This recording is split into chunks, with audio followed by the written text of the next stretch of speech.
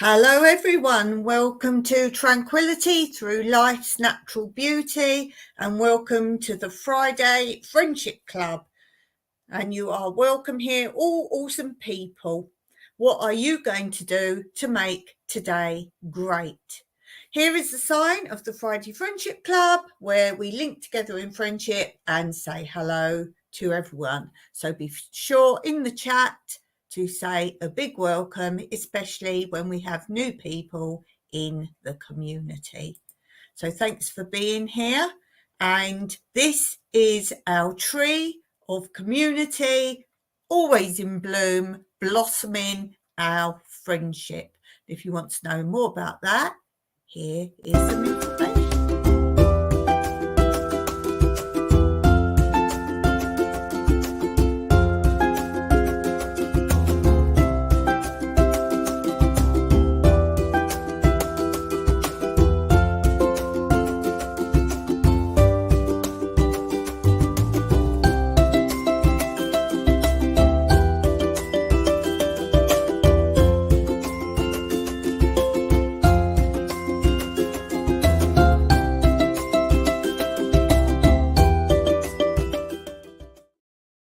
Okay, let's get rolling with today, and we're going to start with the quote corner for Friday.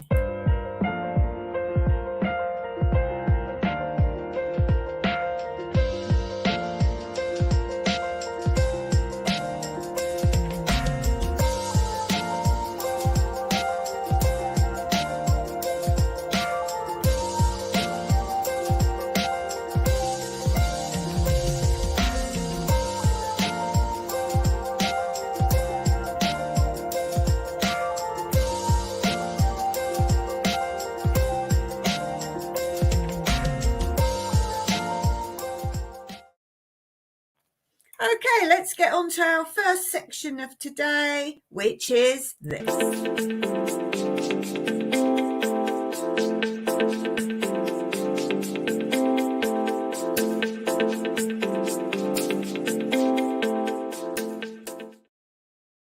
Okay, so our friend and fellow community person, Blue from Blue Self Alliance, got 5 out of 5 on last week's quiz. Let me know in the comments below if you play this back later, how many you got right. These quizzes vary considerably between subject and level. So let's see, today's subject is going to be medieval life. Ooh, medieval life. And today I have 14 questions for you. So let's see how many you know. The first question of medieval life is, who rented land from noblemen? Who rented land from noblemen? Do you know the answer to that one? Who rented land from noblemen? And the answer is knights and lords. You can give yourself 2 points if you've got both those answers. And the next question. What were jongleurs called in England? Oh, do you know the answer to that one? What were jongleurs called in England? I think that's a hard one. So I think you could have 2 points if you get this right, because we've used the word jongleurs and some of you may not know what that is. So 2 points if you get this one right. The answer is gleemen. Did you get that? The next question. What was the name of the system by which land was given out? I think you'll know this one. What was the name of the system by which land was given out?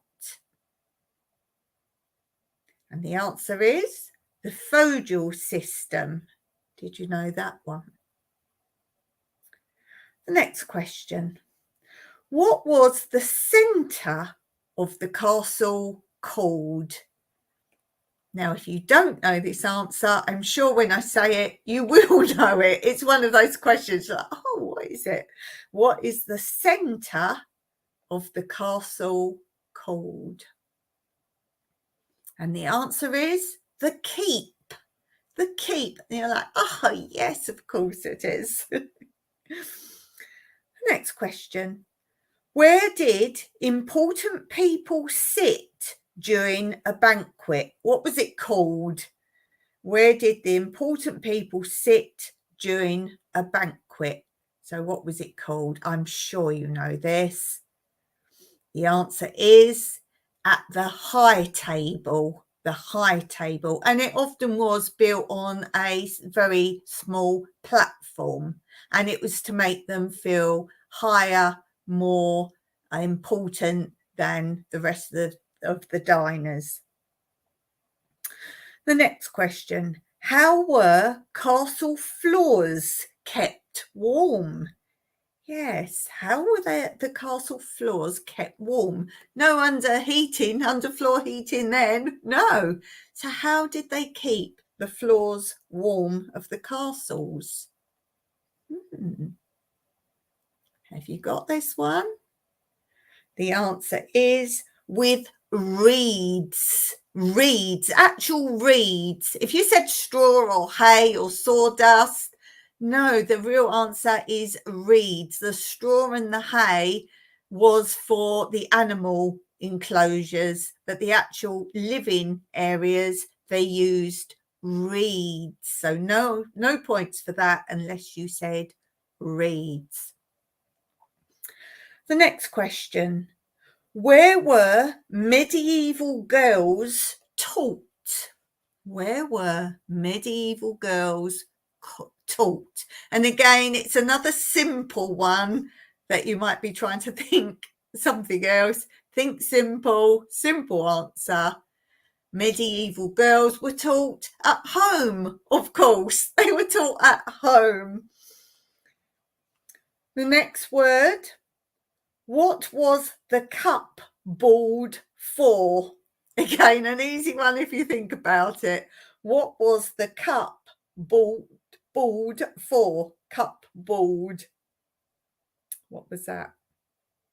It's a word where we get cupboard from. Cupboard. So the answer is, of course, displaying the Lord's cups and plates. And the last one. What was used to help rid the castle floor of bad smells? What was used to help rid the castle floor of bad smells? Do you know that one? The answer is spices. Spices, yes, spices. So add up if you got those all right and let me know in the comments below what ones you did know, didn't know, or how many you got right. So well done if you got lots of those right. Okay, let's move on to our next segment for today, and it's this.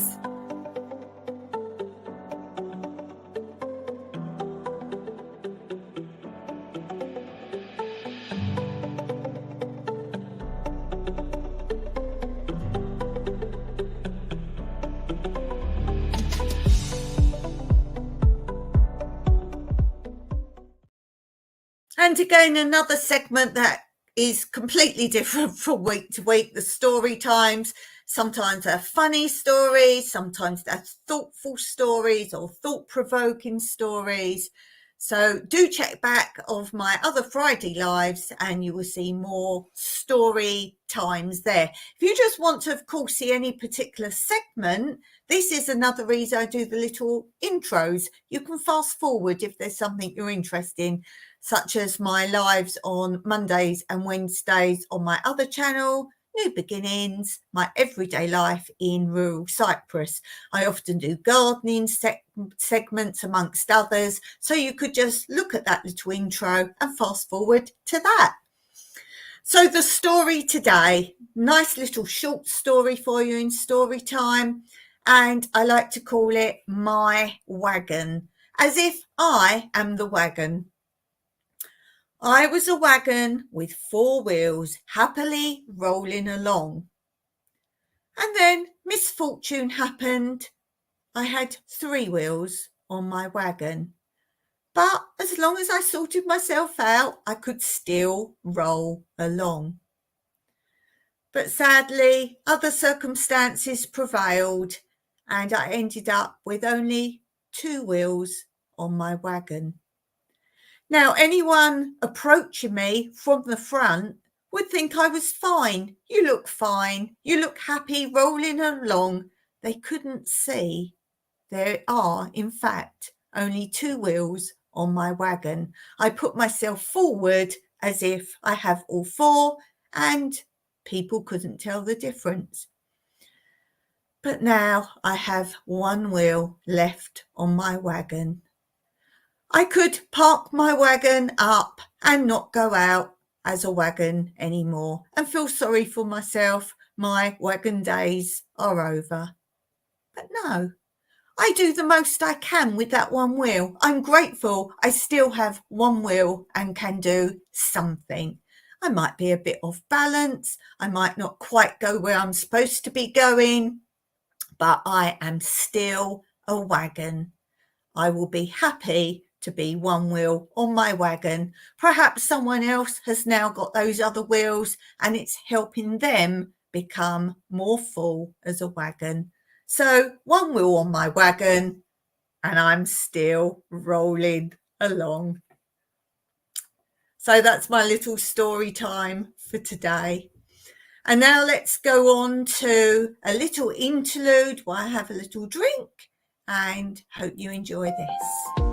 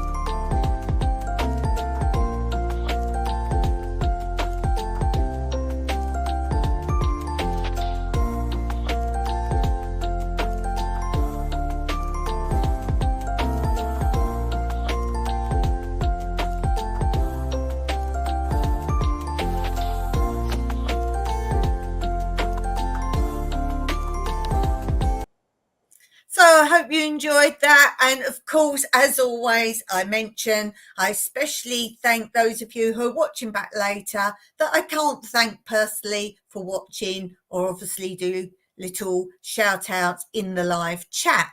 So thank you all for watching. I do appreciate you all very much. Thanks for being here. And don't forget, I always ask if you could drop a comment if you're watching this back later, so I can then come in the chat in the comment section and say thank you too for watching. Okay, let's go on to this. Oh, this is a new segment. Hope you enjoy this.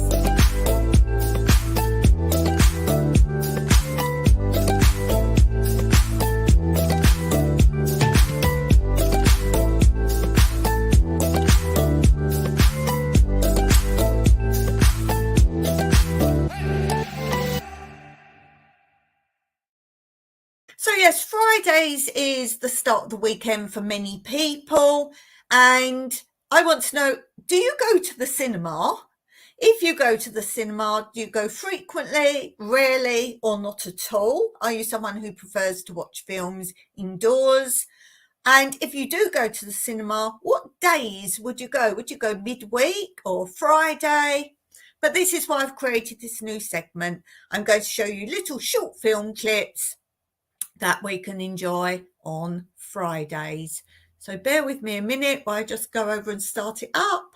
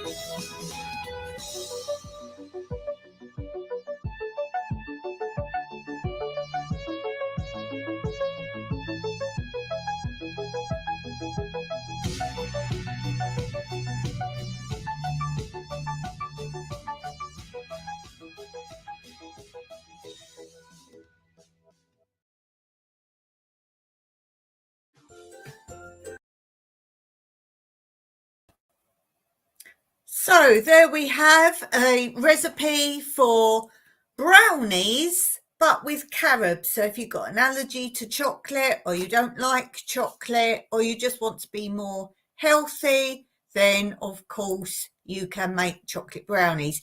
Obviously, if you didn't catch that recipe, you have options. You can play this back later, and obviously then you can pause the video and watch it. Or you can go to the actual video again that is on my channel, New Beginnings, My Everyday Life in Rural Cyprus. Go onto the playlist and you will see brownies made with carobs, the video there. And don't forget, both channels have playlists of recipes.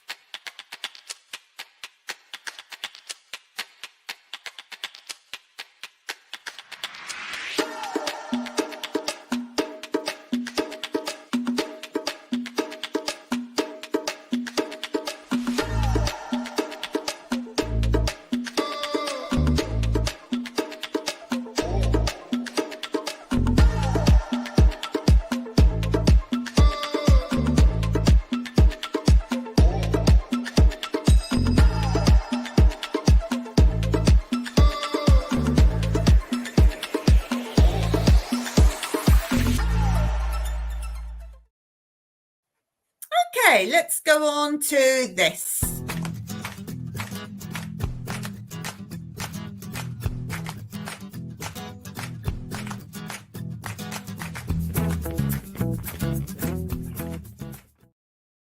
Q&A time. And my question today is, what was your first job? So I would be interested in your answers in the comments below. What was your first job? If you've got some history there about why it was your first job, was it something you chose to do? Was it a temporary job? So let's also talk about your first full-time paid job, and also if you did part-time student jobs, anything like that, but particularly your first full-time properly paid job.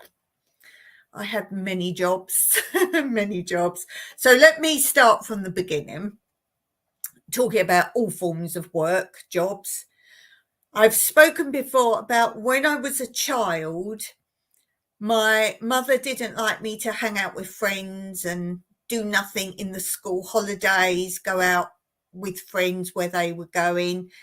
So she sent me from about the age of 7 or 8, I'm going to say, to work with my dad. And at that point, he was an accountant or company secretary for a plumbing contractors.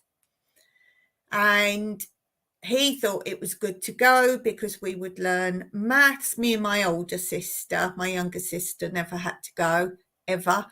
Me and my older sister, we went, and she liked to go and work with what he called his ladies, and they were, I think there was 4 quite old ladies. They must have been close to retirement age in the accounting department in another room, and my older sister liked that, so she went with them and learnt to do, you know, the old adding machines where you typed in and pulled the handle and typed in, pulled in. She did that, and she also worked on reception a lot with the old-fashioned board. I think they got one in Hong Kong Phooey cartoon where you had a great big board and you put like sockets, and then you pulled them out and crossed the socket wires over, connecting people. And I think there was a wind up handle when you were putting someone through or something like that. She did that. Obviously I was 2.5 years younger. I worked on things like, you'd think I'd know all my plumbing components, because I had to go through the catalogues of U-bends and T-pipes. See, I do know names, all those kind of fittings, and I had to check them off, the code numbers, against orders and when orders came in. That wasn't too bad. He did get me to do some accounting. Obviously, he checked it all and everything, but it was easier to check columns. And that's how I learnt accounting initially. Obviously, I had my own businesses later, so I learnt it properly. But I didn't like that. And from that day, I always found no matter how many columns you tally, for me, they never tally right off the first go. I didn't enjoy that. And he realised I really didn't like doing that kind of thing. And he had, think of a great big walk-in larder, and he had that in his office, and that was a stationery cupboard. And I've always loved sorting and tidying, and he got me to sort it all out, because when orders came, people just shoved things in and took things out, and it was 99% men work there, so you can imagine. So he let me sort all that out. That was the only job there I really liked doing. So I didn't really like that. So that was my first experience of working. And I always went from, I think I was about age 7, as I say. It was when we could add up and do things ourselves. And he didn't finish work till 5:30 at night. It was a long day. It was a long day for me. And that told me I never wanted to work in an office. I would do everything it took never to end up working in an office. That is not for me in any shape or form. I've always hated numbers since that. And from that age, as I say, I think about 7, I always went every single school holiday and I hated it. And that was basically, we never got pocket money. So from that, we would be given wages in a proper wage slip envelope. And I can't remember how much we actually got, but I think we got good money. We got good money, either at that age, wouldn't be allowed these days, but I got good money. And that was our money to buy birthday presents, Christmas presents, and holiday money. As I say, we never got pocket money. So that was the encouragement to go and do a day's work. There's none of this like kids today where, oh, I don't want to. You just didn't do that. Your parents told you to do something, you did it. So that was my first experience of work. When you're in high school, when you're in, I think the fourth year, like there's 5 years in senior school or high school from age 11 upwards. And then after the 5th year, you can leave school, not before then, or you can go on to like higher education, if you like, and you can stay for another 1 year or 2 year, or go to college or go to work. So when you're in, I think it's 4th year, you go one afternoon a week to community service, but you're actually learning, if you like, a certain type of job. So I often worked in schools or nursery schools. No, always schools, never nursery schools. And then when you're in the 5th year, you actually go for, I think it's 2-week work experience, and you have to say what sort of work you want to do. Now, the era of when that was for me, and also the fact I went to an all-girls high school, there wasn't many options. There were about 5 options, and that was it. So you couldn't just say, oh, I'm interested in becoming this and go there. You couldn't do that. And it basically was a bank. No way am I doing a bank. Some sort of office. No, you couldn't find your own placement either. A nursery school or school. I don't think it was a school there. I think that was just a nursery school. Was there a factory? I think factory. Maybe there were 4 options. Factory.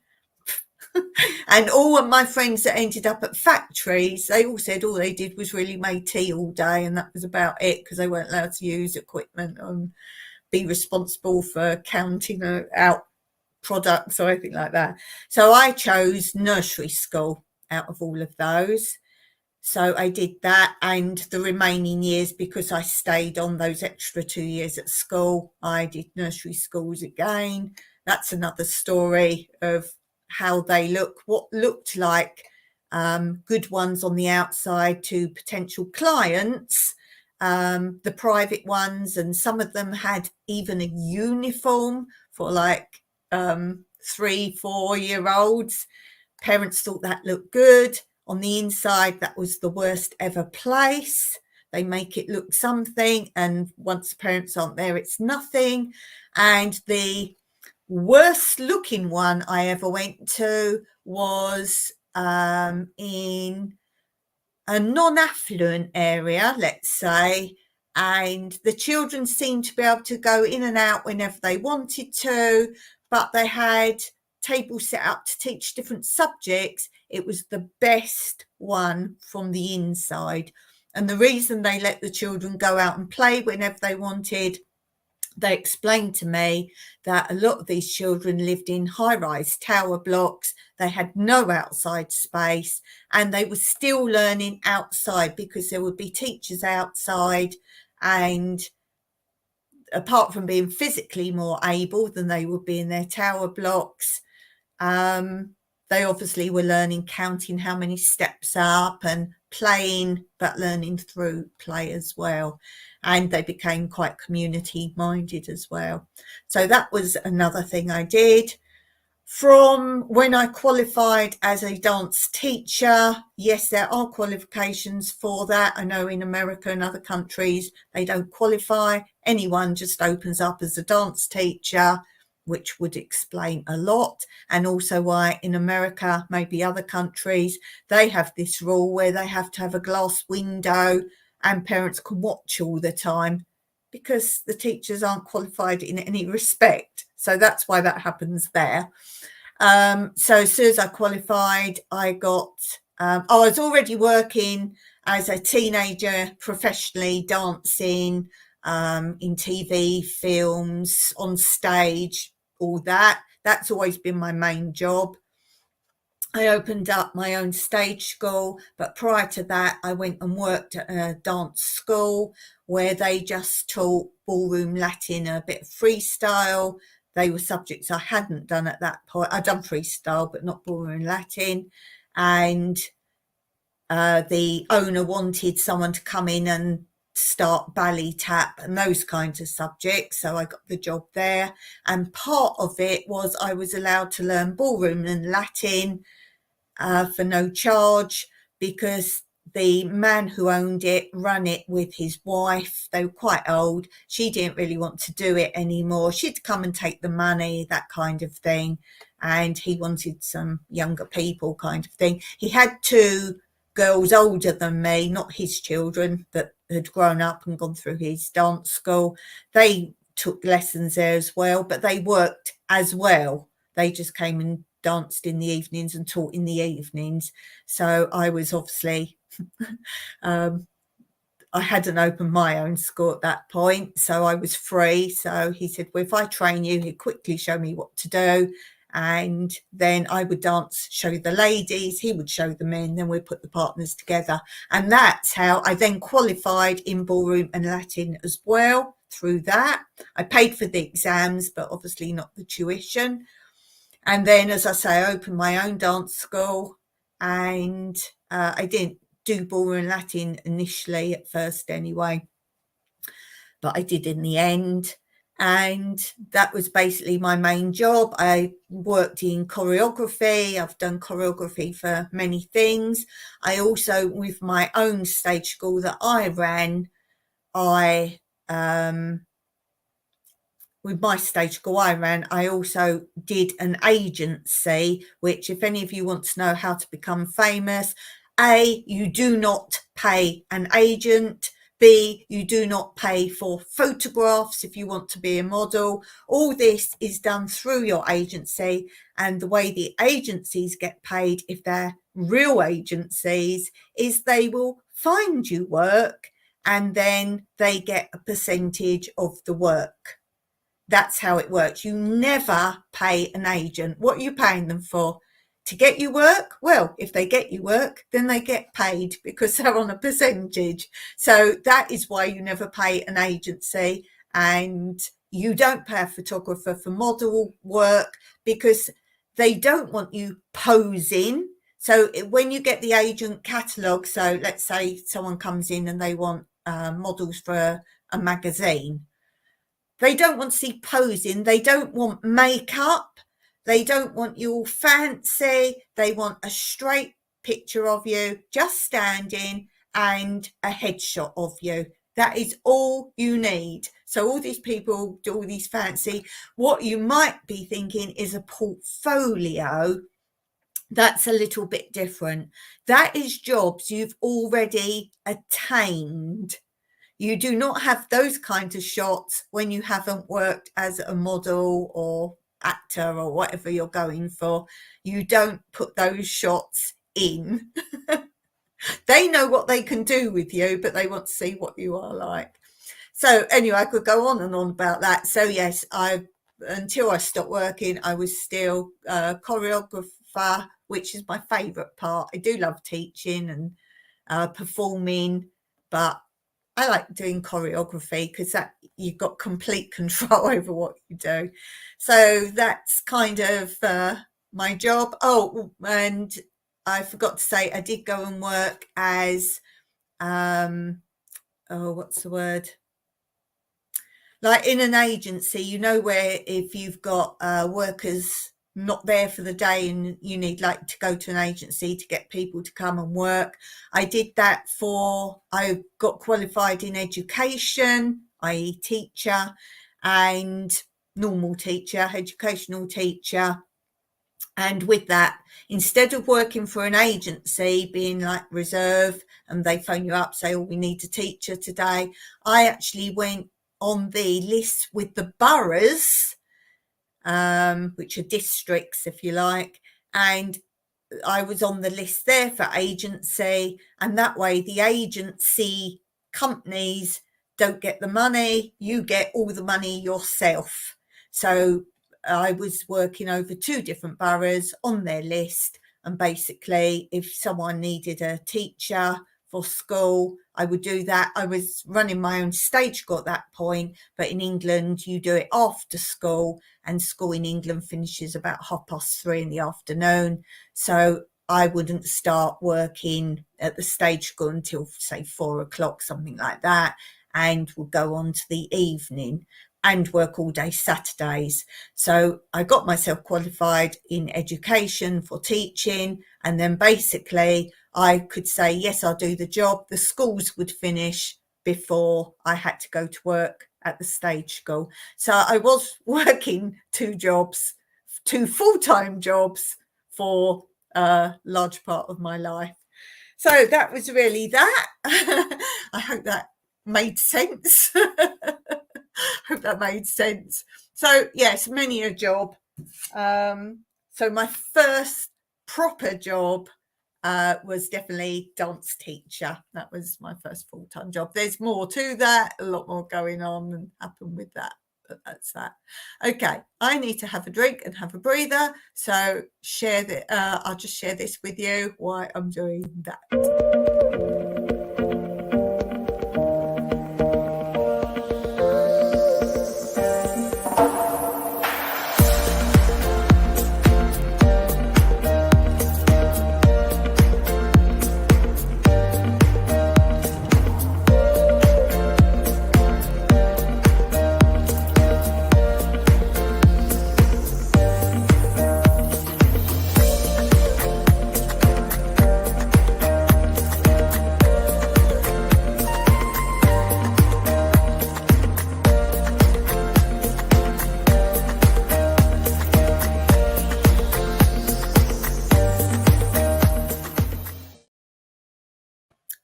So don't forget, check that out.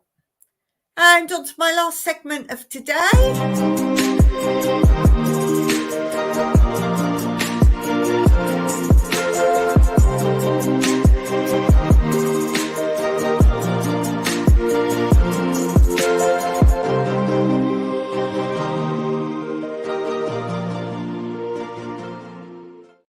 So basically, tambourine time is just a way of announcing shout outs that I used to do before I had these little segment intros.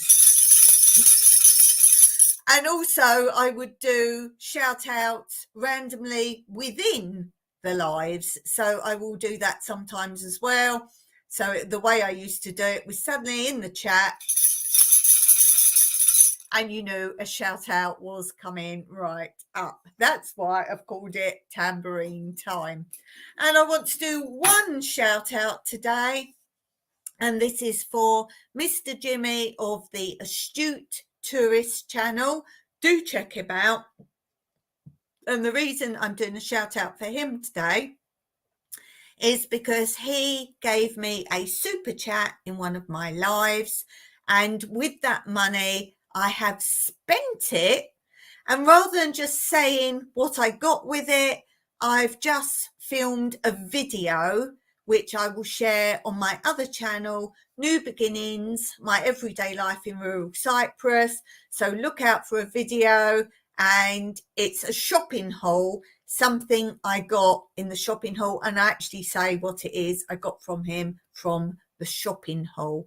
So thank you for that, Mr. Jimmy. If anyone does want to donate to my channel, then look up my PayPal. PayPal is the best way, because with PayPal you get most of the money. All the other forms you lose quite a bit of the donation to YouTube or however else you donate. So the best way is always PayPal, but I leave all the ways up because some people want to donate one way or find it easier system to follow.